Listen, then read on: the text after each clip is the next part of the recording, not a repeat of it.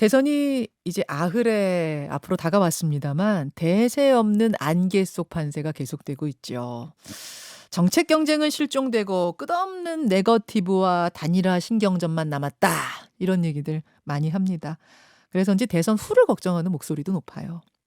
그래서 오늘은요, 보다 넓은 시각으로 이번 대선판을 좀 바라보려고 합니다. 윤여준 전 환경부 장관 오늘 스튜디오에 직접 모셨습니다. 윤여준 장관님 어서 오세요. 네, 안녕하십니까. 아유, 한동안 왜 이렇게 두문불출하셨어요? 두문불출한 건 아니죠. 저희가 사실은 이제 선거 레이스 시작되는 초반부터 좀 모셔서 시대 정신에 대한 이야기를 듣고 싶었는데 난 안 나갈랍니다. 계속 그러셨어요. 아니 제가 아는 게 없으니까 겁나서 그러죠. 이 겸손한 말씀입니다만 사실은 지금의 정치판, 선거판을 바라보는 복잡한 심경 같은 게 저는 느껴졌었거든요. 심경은 단순한데요. 아, 어떻게 바라보셨어요? 저 사람이 되겠죠. 그러면 누구 찍을지는 정하셨습니까? 저는 정했습니다. 아, 정하셨습니까? 아, 정하기가 쉬우셨습니까? 언제쯤 정하셨습니까? 아니 마음을 정하는 게 뭐 그렇게 어려운가요? 뭐. 아하. 아니 사실 역대급 비호감 선거다. 부동층이 여전히 30%다 이런 얘기 할 정도로 마음 못 정한 분들 많거든요. 원래 뭐 선거라는 건 서양 학자들이 그랬잖아요. 최악 중에서 최선을 고르는 거다. 자, 그러면 지금까지 쭉 선거 과정 보시면서 총평을 좀 해주신다면 어떻습니까? 제가 최근에 어느 신문을 보니까요. 네. 기사 제목이 이렇게 돼 있더라고요. 산무선거라는 거예요. 산무? 세 가지가 없다. 예, 뭐냐면 국정 철학이 없고, 예. 뭐 시대 정신이 없고, 아하. 미래 비전이 없다. 이 세 가지가 다 없는 선거라는 거죠. 산무선거. 동의하십니까? 그러니까 지금 시대적인 상황을 보면 이게 참 말이 안 되는 현상인 거죠. 이렇게 어마어마한 전환기에 예. 이제 다른 나라들은 보면 그죠? 이제 메타포스가 상징하는 것처럼 완전 다른 차원으로 새로운 차원으로 이제 옮겨간다는 거 아니에요? 문명 자체가. 그렇죠. 그래서 그거 준비한다라고 좀 야단들인 것 같은데 우리는 지금도 벌어지고 있는 광경을 보면 여전히 산업화 세력과 민주화 세력이 같은 평면 위에서 다른 차원이 아닙니다. 같은 평면 위에서 권력을 놓고 충돌하고 있는 거예요. 수십 년째 이거 지금 반복하고 있는 거잖아요. 예. 그러니까 지금 이런 상황 속에서 산무선거라는 평가를 받으면 여야 간에 대통령 후보로 나온 분들 정말 반성해야 돼요. 정말 반성해야 됩니까? 네. 앞으로 나가도 모자를 판에 지금 선거가 역사적으로 퇴보하고 있다고 그런 보세요. 거죠. 지금도 산업화 세력과 민주화 세력이 저렇게 평면에서 다른 차원으로 가야 할 때임에도 불구하고 같은 평면에서 지금 충돌하는 거잖아요. 이걸 반복한다는 게 말이 안 된다는 거죠. 그래서 이제 대선 후도 걱정된다는 얘기가 나오는 건데 우선 그 이야기 하기 전에 어쨌든 9일 후면은 새로운 대통령이 탄생합니다. 그렇겠죠. 지금 판세는 어떻게 좀 분석하고 계세요? 글쎄요, 뭐 저는 요즘에 예민하게 분석할 입장도 아닌데요. 그런 그 여론조사 업무에 종사하는 분들한테 안 그래도 물어보니까 자기들도 모르겠다 그러는데요. 전문가들도 모르겠대요.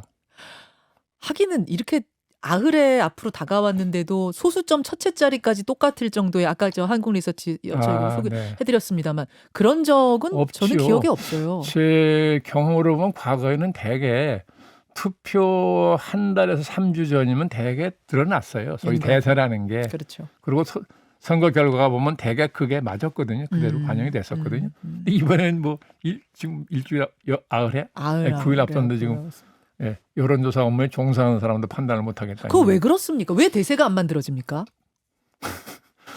대세를 잡을 만한 세력도 없고 인물도 없으니까 그렇겠죠. 세력도 없고 인물도 없고. 그러니까요. 국민 마음을 확 잡을 만한. 없는 거죠. 그러니까 대세가 형성이 안 되는 거 아니겠습니까? 구체적으로 들어가 보면 각자 이유가 있겠죠. 있는데 뭐 크게 보면 그런 거죠. 뭐. 그거는 결국 또 더듬더듬 가다 보면 아까 말씀하신 그 지점. 한 차원 높은 논의를 해야 되는데 계속 이게 퇴보된 논의를 하다 보니까 국민들이 실망하는. 근데 국민들은 어차피 일상생활에 바쁘니까. 그렇죠. 자기 일상생활에 매몰되는 건 당연하고 그러니까 국가 지도자라는 사람들이 높고 넓게 봐서 국민들에게 늘 앞을 얘기해 줘야 되는 거잖아요. 맞습니다. 뭐 수평선 너머에서 쓰나미가 온다든지 예, 앞으로 뭐 계속 날씨가 좋을 거라든지 하긴 해줘야 되는데 그런 역할이 없으면 그럼 국민이나 지도자나 보는 높이가 같고 폭이 같다면 그게 무슨 지도자예요?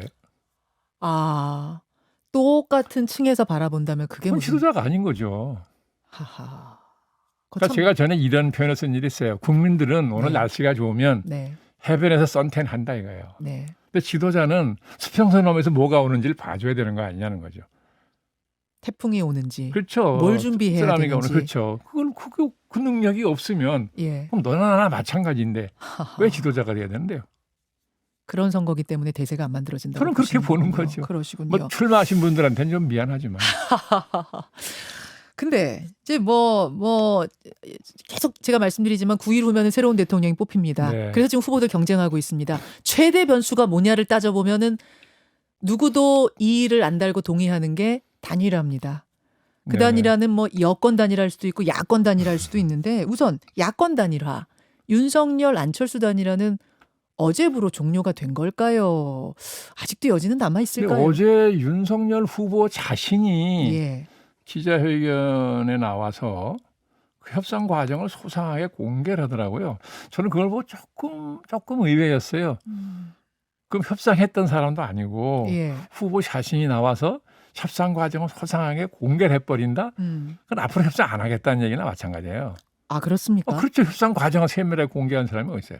그건 안 하겠다는 소리예요, 그거. 그렇게 읽을 수밖에. 저는 그렇게 읽어서 협상할 생각이 이제 없구만.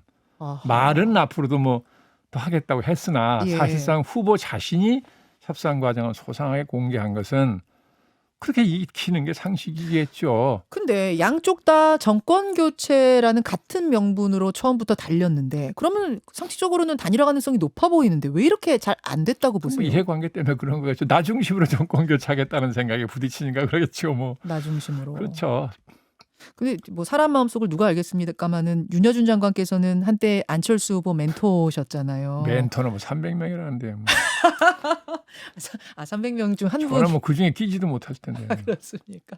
그래도 가까이에서 좀 지켜봐오셨던 분으로 안철수 후보는 지금 왜 저런 스탠스를 취할 것인가 좀 짐작되는 건 그 있어요. 곤혹스러운 입장은 이해가 가요. 전 근래 지난 한 5, 6년 이상 막 만나본 일이 없어서 요즘에 토론하는 걸 봤더니 사람이 많이 발전한 것 같더라고요. 예, 그렇긴 하나 제가 예, 만나서 얘기해 본 일이 없으니까 판단하기는 조심스러운데 예. 예, 본인도 제가 바꿔 생각해봐도 굉장히 곤혹스러울 거예요. 왜냐하면 이게 또 물러나면 네. 이 또 철수라고 사람들이 흔히 지금 그러잖아요. 언론에서. 아. 이 또 철수라는 이름이 굳어버릴 거라는 그 일종의 트라우마 같은 게 좀 있을 거라고 보는 거죠. 트라우마가. 예, 그러니까 이게 물러난다는 게 참 용이하지 않은 거예요. 음흠. 예, 또 철수라는 말을 안 듣는 방법을 찾아야 되는데 음. 그게 쉽겠습니까? 상대방이 있는 건데. 그러니까 그 고민이 저는 클 거라고 보는 거죠. 아니 근데 이번에 또 이렇게 해서 단일화가 결렬이 돼서 지금 이 박빙 선거에서 네.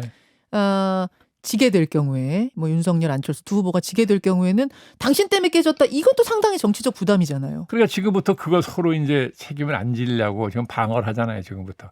저는 윤석열 후보도 본인이 나와서 직접 과정을 공개하는 걸 보면서 예, 예.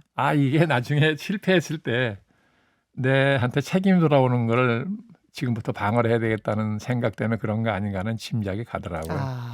서로 결국은 그 떠넘기기를 지금 지난주 기자회견, 이번 주 네, 기자회견 뭐 다 이제 직접 나서서 속된 말로 떠넘기기라고 할 수 있겠지만 떠넘기기를. 어쨌든 자기한테 비난이나 책임이 몰리는 거는 막아야 되겠다면 당연히 그 생각하지 않겠습니까?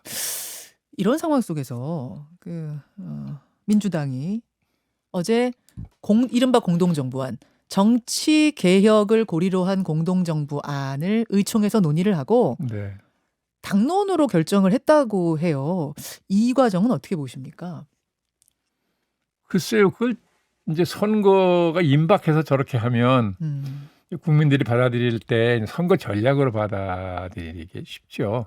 근데 물론 후보 자신이 뭐 거듭 약속을 했으니까 지킬 거라고 믿을 수도 있지만 어쨌든 선거가 한참 막바지에서 팽팽한 접전하는 상황에서 저렇게 나오니까 무슨 이기고 보자는 생각으로 하는 거 아니냐라는 의구심을 품는 사람들이 많이 생기겠죠. 아, 예. 예. 게다가 사실은 비슷한 약속을 지난 총선에서 네. 그때는 약속보다도 훨씬 더 나아간 형태의 약속을 해놓고 그것을 깬 전력이 아니 있기 뭐 때문에 과반수 의석을 가지니까 완전히 태도를 바꿨잖아요. 네? 국민들이 그런 걸 다 기억할 테니까 그러니까 이제 100% 신뢰를 안 하는 것 같으니까 거듭거듭 그런 걸 이제 약속을 하는 것 같은데요. 물론 뭐 약속을 안 지킨다고 전제하는 거는 그건 뭐 안 되지만은 예. 뭐 약속을 지킬지도 모르죠. 근데 어차피 제가 볼 때는 네. 앞으로 들어서는 정부는 예. 이번 선거가 저렇게 박빙의 싸움을 하는 데서 보여주듯이 그렇게 통합 정부나 네. 연립 정부 형태로 안 가가지고는 국정 운영 제대로 못할 겁니다. 아, 민주당도 마찬가지입니까? 아니, 마찬가지죠. 180석 가까이 갖고 있는데도? 180석 가지고 뭐 자기들 마음대로 했다가 국민이 그걸 가만두겠어요? 아, 역풍이 불 것 같기 그러면 때문에. 이번 총선에서 뻔하죠. 그런 결과가. 곧 다가올 총선. 물론이죠. 지방선거도 물론 있지만. 예. 예. 그럼 뭐 국민의힘이나 국민의당은 의석수가 적으니까 말할 것도 없고 물론 민주당이 돼도 통합정부 안 꾸리고는 방법이 없다. 원만하게 국정 운영하기 어렵습니다. 지금까지 그렇게 다수를 믿고 그렇게 막 밀어붙이는 식으로는 예. 앞으로 했다가는 앞으로 뭐 선거 해보나 마나가 될 텐데요. 다음, 민주당도 그걸 왜 모르겠습니까? 그렇군요. 자신들 필요에 의해서라도 반드시 할 수밖에 없다라는 저는 말씀. 그렇게 생각합니다. 그러면 그것이 그냥 구호에 그치는 정도가 아니라 선거 전에 안철수, 심상정 이런 후보들이 진짜로 연대에 손을 잡을 가능성도 있다고 보세요. 이른바 반윤 텐트. 그것까지는 제가 잘 모르겠어요. 심상정 후보는 지금 네 번째 출마했 세 번. 경선까지 하면 뭐 숫자가 좀 많고 그렇죠. 뭐 그렇습니다. 본선만 네. 따지면 또 몇 번이고. 뭐 여기서 또 그냥 물러나겠냐 하는 생각도 들고 뭐 그 두 분의 마음은 제가 알 길이 없습니다. 그 민주당은요. 김종인 전 국민의힘 총괄선대위원장한테도 대선 전에 좀 비전위원장으로 합류해달라 이런 제안을 했다고 어제 이제 보도가 나왔어요. 근데 그 제안 시점이 지금 정확하진 않지만 뭐 최근이다 이렇게 알려졌습니다. 윤여준 전 장관도 혹시 제안 받으셨어요? 아니요. 받으신 적이 제안 받았다는 거는 네. 그냥 도와달라는 막연하게 좀 도와달라는 거지 구체적인 무슨 자리를 제안하거나 뭐 입당해달라 이건 아니에요. 제가 응하지 않을 걸 너무나 잘 아니까 그랬겠죠. 그렇습니다. 아니 왜 그런 생각은 없으세요? 왜 저는 현실 정치에는 발을 들여놓고 싶은 생각이 털끝만치도 없어요. 털끝만치도 없어요. 없어요. 정말 없어요. 그럼 도와달라는 것도 그럼 안 도와주시기로 하셨던 거예요? 아니, 도와달라는 거는 어느 편을 들어야 되는데 예. 그렇게 하면 현실 정치에 참여하는 게 되잖아요. 저는 그것도 안 하겠다는 거죠. 그것도 안 하겠다. 네. 그래서 그 시점은 언제세요? 제안 받으신 시점은 도와달라? 몇 차례에 걸쳐서 민주당 계신 분들이 좀 도와달라고 간곡히 거듭 부탁을 하시지만 제가 미안합니다. 늘 핑계댄 거는 윤석열 후보가 집안 아저씨인데 제가 어떻게 반대편에 갑니까? 그렇게 뭐 그것도 상당한 이유가 되고요. 같은 문중이시죠? 네, 문중이고 제 아저씨 뻘이거든요. 학년 하나 높아서. 윤석열 후보가 맞아요. 그리고 그 윤 후보의 친부장 되신 김기진 교수님은 선신 생존에 계실 때 왕래하시던 집안 어른이시고 근래 저도 몇 번 모시고 점심도 먹고 그랬어요. 근데 어떻게 그 아드님이 나왔는데 제가 반대편에 갑니까? 그럼 그 아드님 쪽에서는 도와달라고 안 했습니까? 그런 부탁은 물론 없었고요. 국민의힘에서 오히려 도와달라고 했을 법한데 거기서는 없었어요. 거기 계신 중진분들은 특히 저를 안 좋아하는 걸 제가 아니까 기대도 안 하고 해요.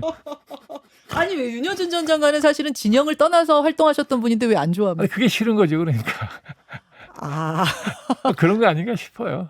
그리고 제가 지낸 이제 뭐 벌써 여러 해 됐습니다만 당의 개혁을 항상 주장했던 사람이고 그걸 또 행동에 옮겼던 사람이기 때문에 늘 위험한 사람으로 저를 평가하는 경향이 있는 걸 제가 잘 알기 때문에 저는 그 근처 갈 생각도 없고 쳐다보지도 않습니다. 그래서. 알겠습니다. 그래서 이제 현실 정치엔 난 발 디디지 않겠다 하고. 전혀 생각 없어요. 김종인 전 위원장은 가실 것 같으세요? 어떻게 뭐?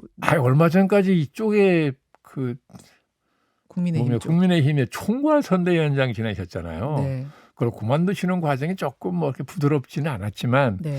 그렇다고 또 같은 선거에서 상대방 진영이 어떻게 가시겠어요? 그건 안 하시겠죠. 그건 안 하실 거다. 그럼 선거 후에 만약 통합정부 만드는 과정에서 참여해 주십시오 하면 일단 윤 전 장관은 어떻게? 저는 그런 생각 없어요. 선거 후에도? 능력도 없고요. 그 김종인 전 위원장은 어떠세요? 그분은 뭐 이 국가 운영에 조예가 깊은 분으로 이미 정평이 나 있고 또 그런 의욕도 있으신 것 같아요 보면. 그분은 어떻게 하실지 모르지만 저는 생각 없습니다. 겸손의 말씀이신 거 아니 같아요. 겸손이 아니라 진짜. 아니 윤 전 장관님, 저 네. 터놓고 말씀 좀 들어보죠. 네. 왜 이렇게 현실 정치에 염증을 느끼게 되셨어요? 저요? 네. 원래 제가 소질이 없으니까요. 뭐 장관도 하셨던 분인데 왜 소질이 없어요? 장관은 정치하는 게 아니잖아요. 저는 사실 예. 2000년 총선에서 네. 앞두고 이회창 총재를 98년도부터 모시기 시작했는데 예. 그것도 저는 안 하겠다고 그랬거든요. 도와달라고 요청하셔서 못 한다고. 저는 그때 이미 서울에 있는 역사가 좀 긴 사립대학에서 예. 저를 석좌 교수로 영입을 하시기 때문에 총장님이 보자고 그래서 그 제안을 하셨어요. 그게 대우를 아주 잘해 주신다고 그래서 예. 그래서 제가 뭐라고 그랬냐면 근데 1년 동안 미국 가서 예. 좀 대학에서 좀 공부를 하고 와서 체계적으로 해야 되니까 음. 대학원생만 주로 해달라 그러더라고요. 예. 학부는 말고. 네. 근데 무식한 사람이 어떡하냐고 좀 공부 좀 하고 있다 그랬더니 그런 이유라면 기다리겠다고. 예. 그래서 미국 대학을 거의 정해놨었어요. 예. 근데 이청 총재님이 제가 모르던 분이었는데 저를 보자고 그러셔서 강제로 막 권하시는 바람에 뭐 고향 어른이고 또 고등학교 4년 선배예요. 네. 그래서 잠깐만 도와드리고 간다고 했던 게 그만 상황이 발을 뺄 수가 없는 상황이 계속되는 바람에 제가 2000년 총선까지 총선기획단장 맡아 하다가 예. 공천파동이 일어나가지고 집에 갔다가 예. 비례대표까지 했으니까 저는 예. 뭐 4년 동안 많은 걸 국회에서 배웠어요. 공부를 많이 하고. 그러니까 감사하긴 한데 그때 미국 갔었어야 된다고 보세요? 저는 그랬으면 좋았죠. 그러니까 어떻게 보면은 현실 정치에 어떻게 이제 입문하시게 된 뒤에 세상이 바뀌는 거를 개혁되는 걸 봤으면 쭉 계셨을 텐데 그게 잘 안 되는 모습들 보면서 정치에 좀 신물을 그게- 느끼신 것 같아요. 그게 역사라는 게 그렇잖아요. 항상 이제 음. 일정한 방향으로 역사가 발전한다 그래도 예. 그 과정을 보면 단기간의 반동은 늘 있어요.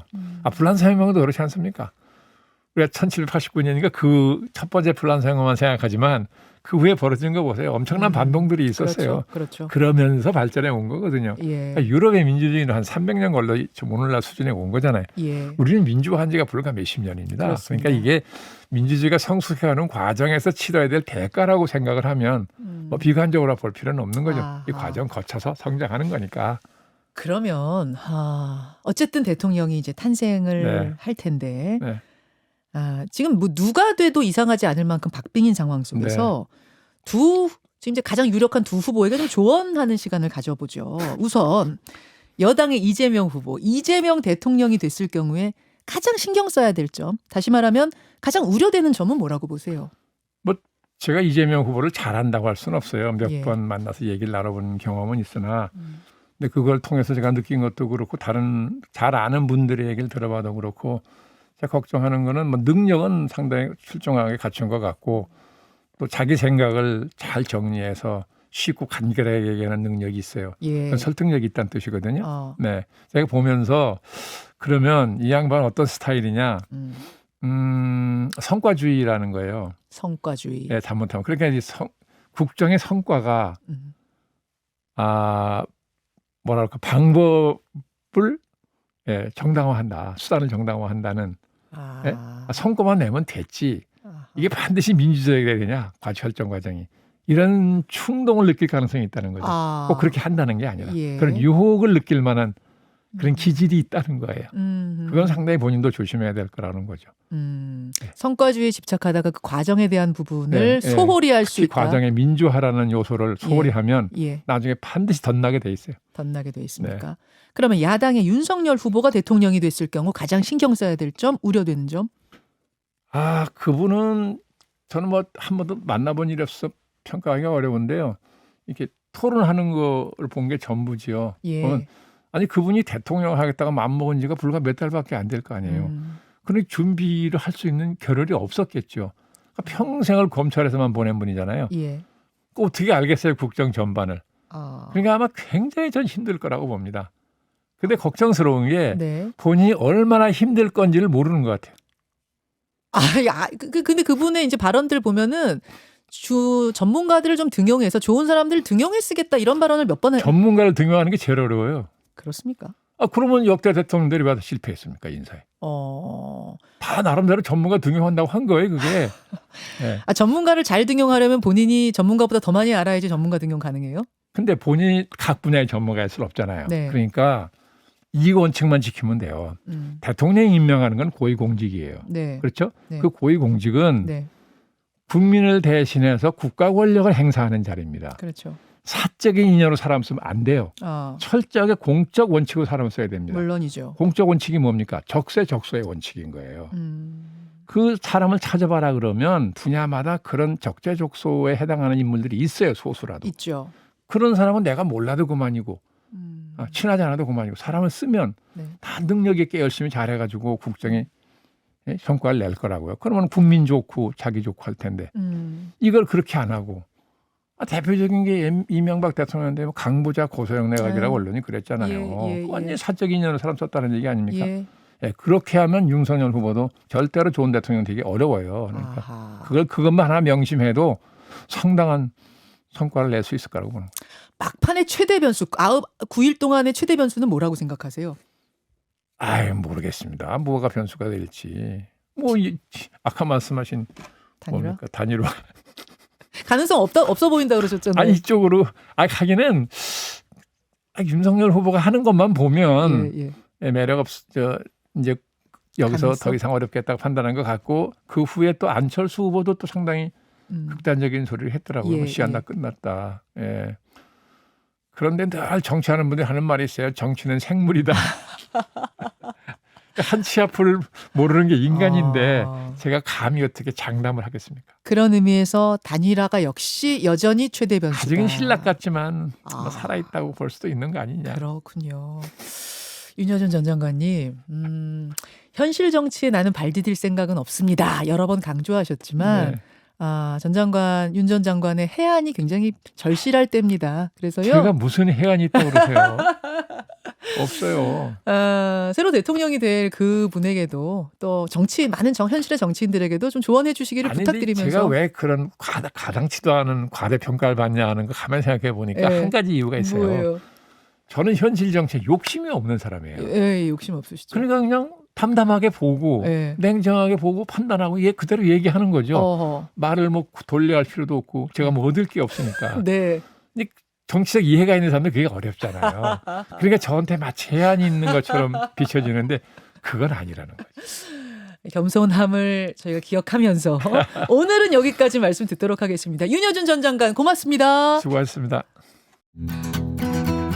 김현정의 뉴스쇼는 청취자 여러분의 참여로 이루어집니다. 트위터, 페이스북, 레인보우 게시판, 그리고 단문 50원, 장문 100원의 유료 문자 샵 1212, 우물정 1212 통해 참여하실 수 있습니다. 김현정의 뉴스쇼, 여러분과 함께 만듭니다.